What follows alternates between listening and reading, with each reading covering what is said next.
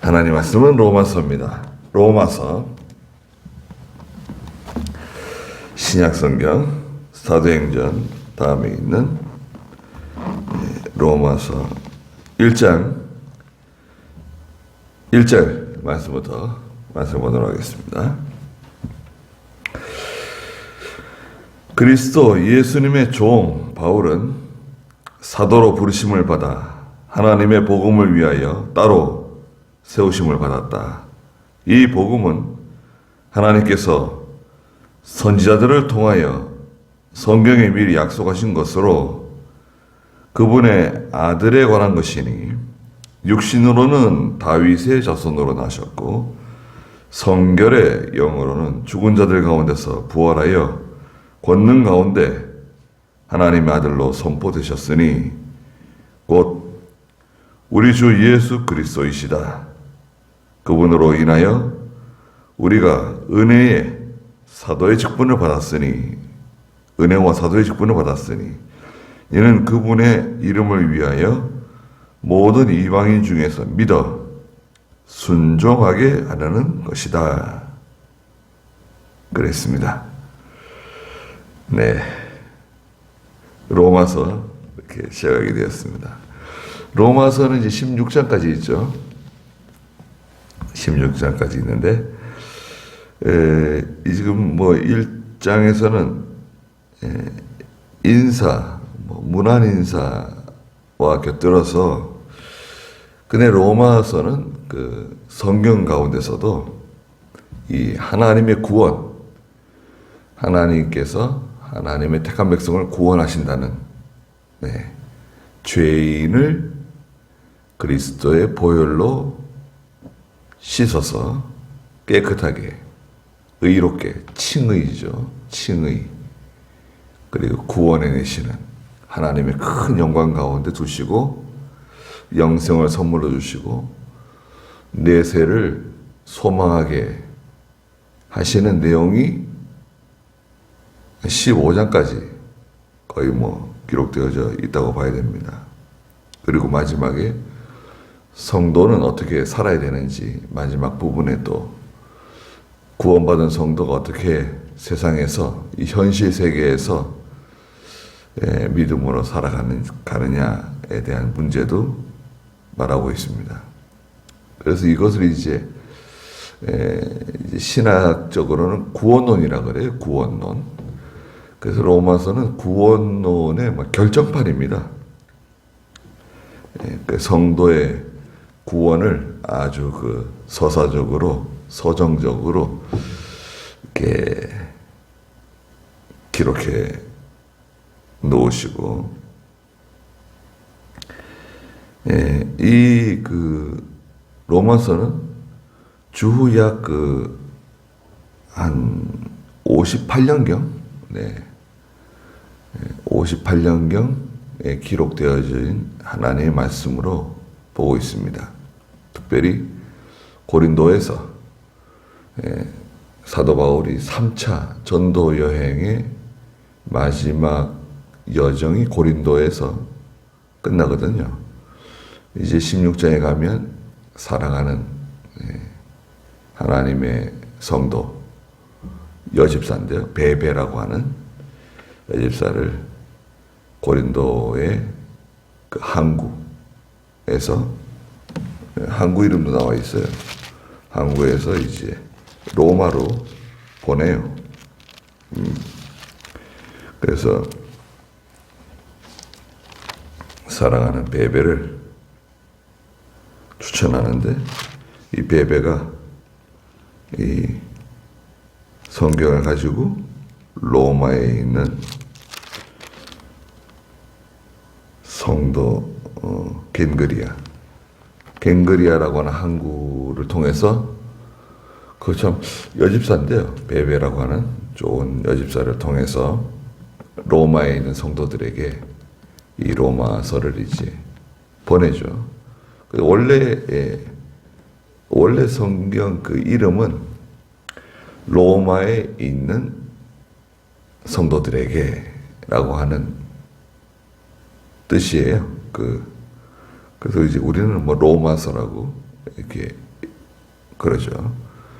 그래서 이제 로마에 있는 성도들은 유대인들은요, 과거에 북이스라엘 있잖아요. 열지파. 열지파는 아시리아 때문에 아시리아에게 멸망당해가지고요. 아시리아에게 멸망당해가지고 뿔뿔이 막 흩어졌어요. 아시리아의 그 민족 말살 정책이죠. 우리나라 일본이 침략해가지고 우리 한국 사람들 막 만주로 막 이렇게 뿔뿔이 흩어지게 했잖아요. 그런 것처럼 그 아시리아의 말살 정책. 그 다음에 남쪽 유다 베냐민하고 유다는 바빌로니아에게 이제 멸망당해가지고요. 그렇잖아요. 멸망당해가지고 바빌로니아에 끌려가서 70년 동안 포로 생활하면서 거기서 이제 또 고생 많이 했죠. 그래서 70년 동안 포로 생활이 끝나고 돌아오긴 했지만 돌아오지 않은 유대인들이 또 많이 있었습니다. 네. 흩어진 거죠.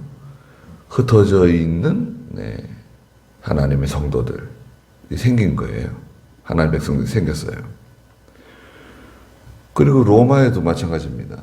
그래서 이제 이스라엘 사람들이 그 가나안 땅에만 사는 게 아니라 이제 아시리아나 바빌로니아 사람들이 아닌 자기들이 이제 살다 보니까 살 길을 찾아서 더 잘 살기 위해서 더 뭐 행복하게 살기 위해서 말하자면 이민을 간 거예요.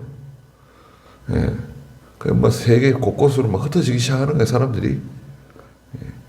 꼭 전쟁이라든지 포로가 아니더라도 자기 살 길 찾아가지고 이 유대인들이 세계 방방곡곡으로 막 흩어졌어요.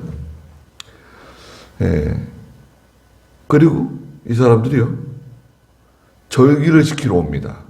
예루살렘으로. 6월절을 지키죠. 1월달에 6월절을 지키고 7월달에는 초막절을 지키고 절기를 지키려 유대로 와가지고 유대에 와 보니까 예수 믿는 사람들이 있는 거예요. 이제 초대교회가 형성된 거예요. 그래가지고 이제 그 사람들을 통해서 전도를 받고 예수를 믿고 다시 자기 집으로 돌아가는 거죠. 절기를 지키러 와서 예수를 믿고 돌아갑니다. 돌아가서 또 거기서 전도해가지고 흩어져 있는 유대인들이 거기서 또 교회를 세우는 거예요. 교회를 세우는데, 그러니까 이 로마의 교회들이 이제 세우신 거죠. 그걸 이제 디아스포라라 그러는데요. 디아스포라라고 하는 흩어진 그런 뜻이에요. 성경에 흩어져 있는, 뒤에 이제 사도 바울이 쓴 성경들 보면 흩어져 있는 성도들에게, 유대인들에게 편지를 쓴다. 그 디아스포라라고 하는 말인데요. 로마에 있는 성도들에게 사도 바울이 편지를 쓰는 거예요.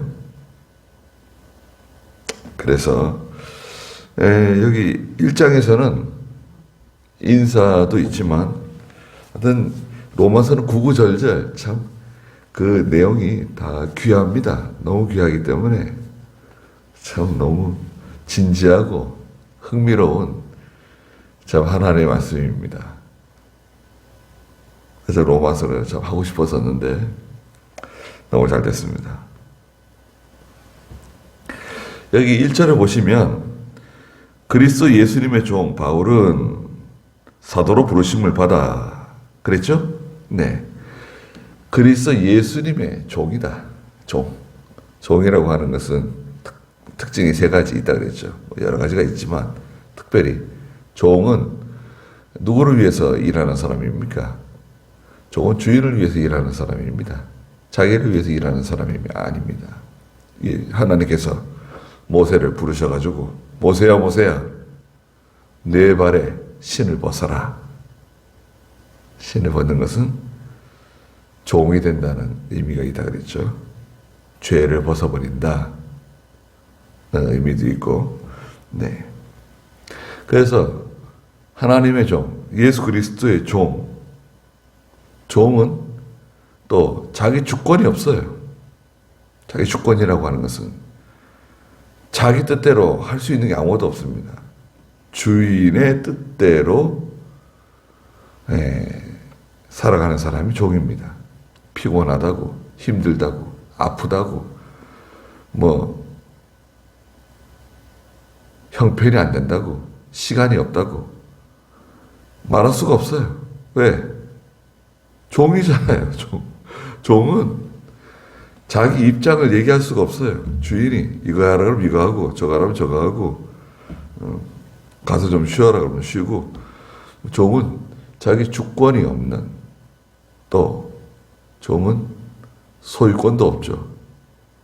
소유권이 없습니다.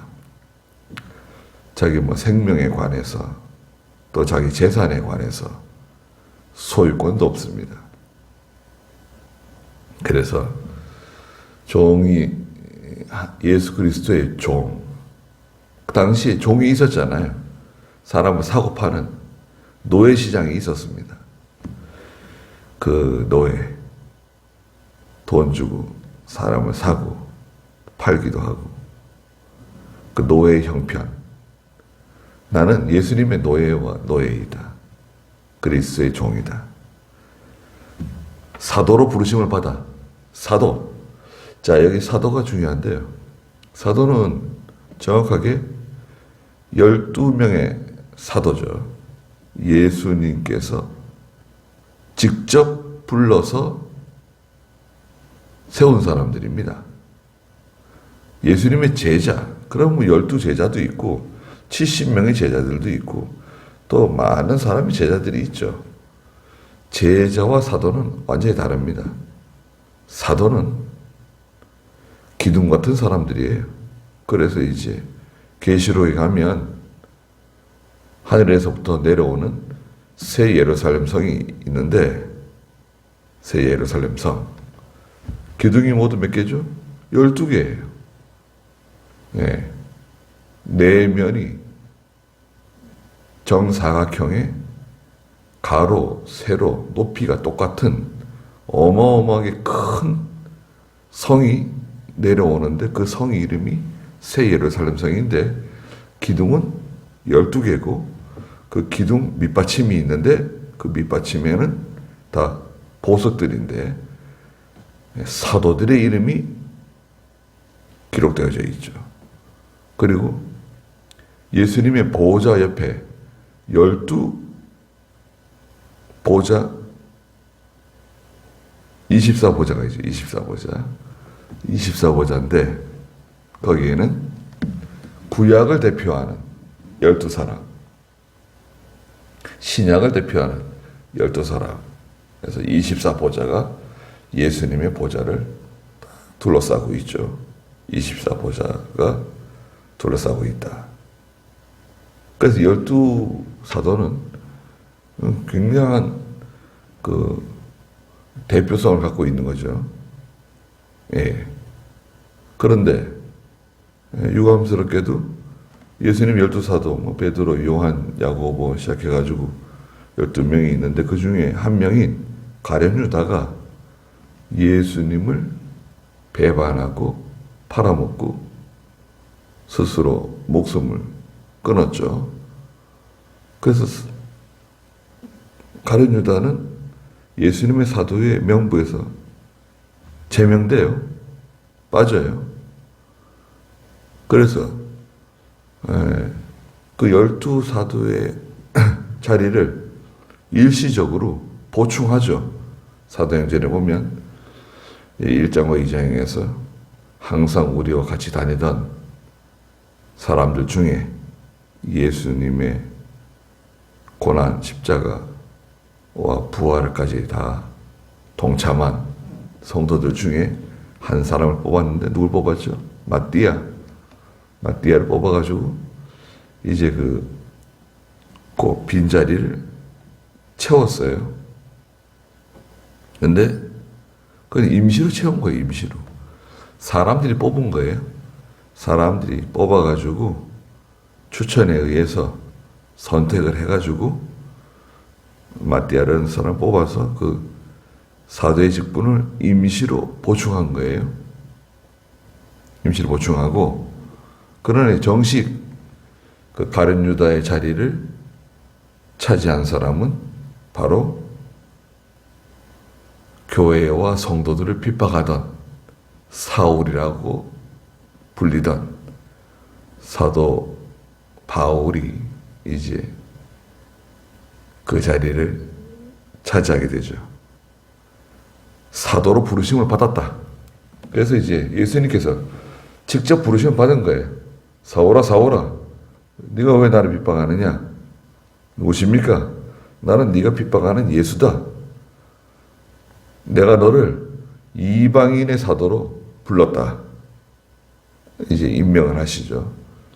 그래서 특히 이 바울은 이 예루살렘이라든지 이 가나안 땅에 있는 이스라엘 사람보다도 특별히 이방 사람들을 향해서 복음을 전하는 사명을 받은 사람입니다. 사도로 부르심을 받아 하나님의 복음을 위하여 따로 세우심을 받았다. 네, 하나님의 종은 이 따로 세우심을 받은 사람입니다. 하나님의 종은 일반 성도들도 물론 특별한 존재들이지만 하나님의 일을 맡기기 위해서 따로 세우심을 받았어요. 그래서 이제 그것을 이제 구약에서는 성별이에요. 성별. 거룩하게 구별했다. 예. 제사장 특별히 성별하죠. 그 제사장에 뭐 가족들도 있지만 그 제사장이 중요한 사람들이죠. 이스라엘에게는 제사장이 중요합니다. 오늘날에도 하나님의 종이 중요합니다. 하나님의 종이 어떤 그 신앙을 가지고 있는지, 어떤 믿음을 가지고 있는지에 따라서 그 교회 성격이 완전히 바뀌어요. 완전히 바뀝니다. 그렇지 않습니까? 네. 제가 여기 뭐 송정교회 지금 23년째 있지만 23년 있다가도 다른 교역자가 오잖아요.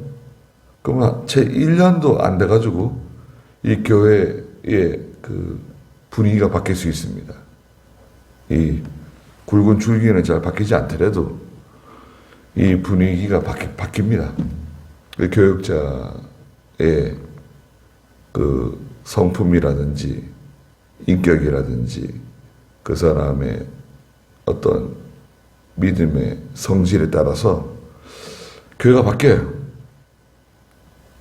그러니까 그 성도들에게, 양떼들에게 영향을 끼치는 거죠. 그 하나님의 종이 하여튼 중요합니다. 따로 세우심을 받았다. 2절에 이 복음은 그래서 이제 1절에 있는 것처럼 로마서를 기록한 사람은 거의 확실하게 사도 바울이라는 것을 이제 알 수가 있는 거죠. 뒤에도 뭐 여러 번 나옵니다. 2절에 이 복음은 하나님께서 선지자들을 통하여 성경에 미리 약속하신 것이다. 네. 복음의 정체가 뭐냐? 복음이라고 하는 것은 하나님께서 구약의 선지자들을 통해서 미리 알려주신 약속하신 것들이다. 특별한 게 없다. 복음은 구약에 이미 다 드러났다.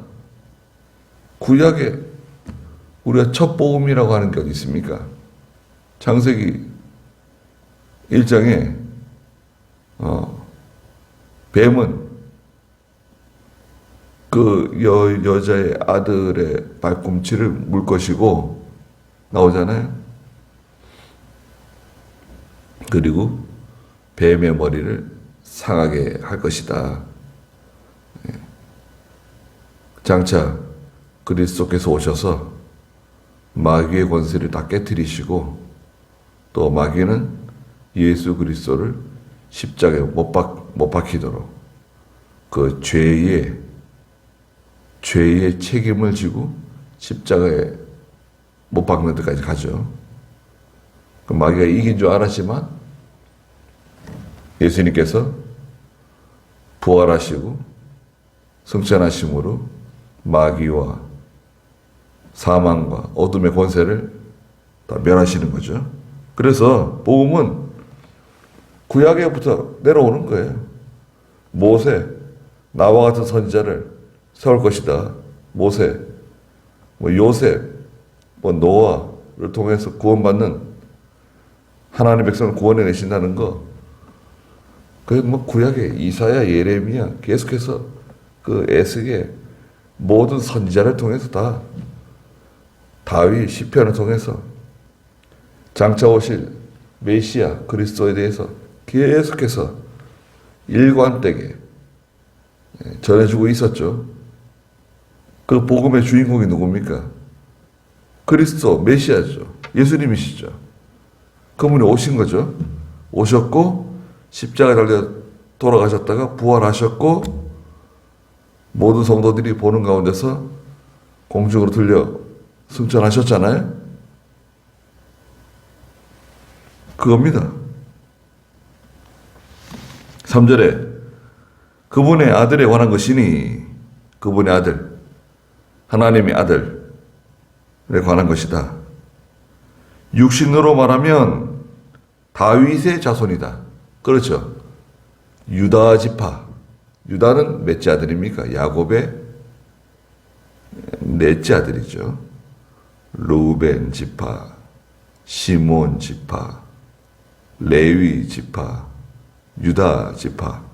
유다는 넷째 아들이면서 또 이스라엘이 전쟁을 치르거나 또 광야길을 걸어갈 때에 항상 앞잡이에 서는 지파가 유다 지파입니다. 하나님 정해놓으셨어요. 제일 앞잡이는 누구냐? 유다 지파다. 네 지파씩 가는데요. 행진하는데 네 지파씩. 네 지파, 첫째 네 지파 중에서도 유다 지파가 선두했습니다. 이스라엘 전쟁에 제일 앞잡이는 누구냐? 유다 지파입니다. 그 유다 지파. 제일 믿음 있고, 하나님의 일에 총대를 매는 지파가 유다 지파예요. 그 유다 지파는 다윗을 배반하지 않죠. 그래서 이제 10지파는 다윗을 배반하고 여로보암을 왕으로 세워가지고 북이스라엘이 되고, 유다 지파는 베냐민 지파와 함께 유다 지파로 두 지파가 떨어지게 되죠. 남유다, 북이스라엘 갈리게 되는 거 아닙니까? 예. 아들에 관한 것이니 육신은 다윗의 자손이다. 다윗은 유다 지파입니다. 유다 지파 어디 사람이죠? 다윗이 베냐민 사람, 아니 베들레헴 사람이죠. 베들레헴 출생. 다윗의 동네에 미가서 5장 2절에 있는 것처럼 베들레헴에서 구주 왕이 태어나실 것을 예고하고 있죠. 예수님께서 베들레헴에서 출생하시죠. 다윗의 자손으로 나셨고, 4절에 성결의 영으로는, 육신으로는 다윗의 자손이지만 영적으로는, 성결의 영으로는 죽은 자들 가운데서 부활하시고 권능 가운데 하나님의 아들로 선포되셨으니, 하나님의 아들로서 큰 권세가 있으신 마귀와 사망과 어둠을 다 멸하시고 부활하신 곧 우리 주 예수 그리스도이시다. 그래서 2절에 이 복음은 결론적으로 누구냐? 복음의 주인공은 4절 마지막에 예수 그리스도가 복음이다. 복음은 한마디로 누구죠? 예수 그리스도예요. 내용은 뭐냐? 복음의 내용. 십자가 부활이에요. 간단합니다. 복음의 주체는 예수님이시고 내용은 뭐냐? 십자가와 부활이다. 그러면은 더 붙일 것도 없고 더 뺄 것도 없습니다. 여기서 흔들리면 다 무너지는 거예요. 복음이 뭔지도 모르고 복음이 뭐예요? 그러면은 복음은 뭐 헬라어로는 뭐고 뭐 히브리어는 무슨 뜻이고 아유 그런 거 필요 없습니다.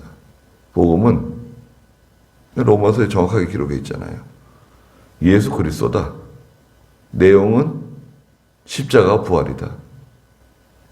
선지자들이 예언했고 그 예언하신 분이 다윗의 자손으로 오셔서 십자가를 지시고 죽어주시고 부활하시고 권능으로 하나님의 아들로 인정되시고 그 주인공이다. 예수님이시다. 그분으로 말미암아 5절에 우리가 은혜와 사도의 직분을 받았다. 예수님으로 말미암아 다 구원받은 겁니다. 하나님의 자녀가 된 겁니다. 이게 은혜죠. 사도의 직분도 마찬가지고 예수님을 통해서 다 우리가 이렇게 하나님의 자녀가 된 겁니다. 이가 얼마나 참 이게 이제 우리가 말하는 구원입니다. 구원받은 거죠. 구원이 뭡니까? 물어볼 때 구원을 뭐라고 대답하면 좋습니까? 여러분 이단자가 와가지고 교회 다니신다면서요. 구원이 뭡니까? 그럼 뭐라고 대답합니까? 구원. 뭐 장황하게 뭐 아무리 말 많이 말이 길어지고 장황해질수록 그거는 가짜일 수 있습니다. 답이 간단하고 확실해야 돼요. 구원이 뭡니까? 지금 이 복음이 바로 동전의 양면으로 말하면 한쪽은 복음, 한쪽은 구원입니다.